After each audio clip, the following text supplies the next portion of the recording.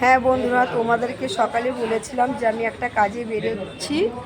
কোথায় বেরোচ্ছি সেটা এখন তোমাদেরকে বলবো। আমরা বগুড়া হাঁসখালিতে এসেছি, একটা কাজে এসেছি।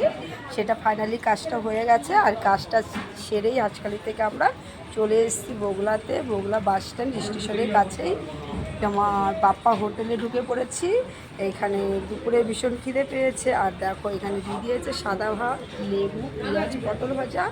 এখানে দেখো মাছের মাথা দিয়ে মুগের ডাল, আর দিয়ে দিয়েছে দেখো মাটনের কালারটা দেখো দারুণ। দেখো ডালটা খাওয়া শুরু করবো। প্রচণ্ড খিদে পেয়ে গেছে, এবার আমি শুরু করে দেবো খাওয়াটা। কেমন হয়েছে অবশ্যই জানাবে। আমি কী কাজে এসেছিলাম হাঁসখালিতে অবশ্যই বলছি। আজকে হাঁসখালিতে এসেছিলাম, দাদাকে জমি লিখে দিলাম। খুশির খবর, আনন্দ খবর, পুরোপুরি ফাইনালি হয়ে গেছে কাজটা। আমরা এবার খেতে বসে গেছি সবাই, সেম সবার তাহলে একই খাবার।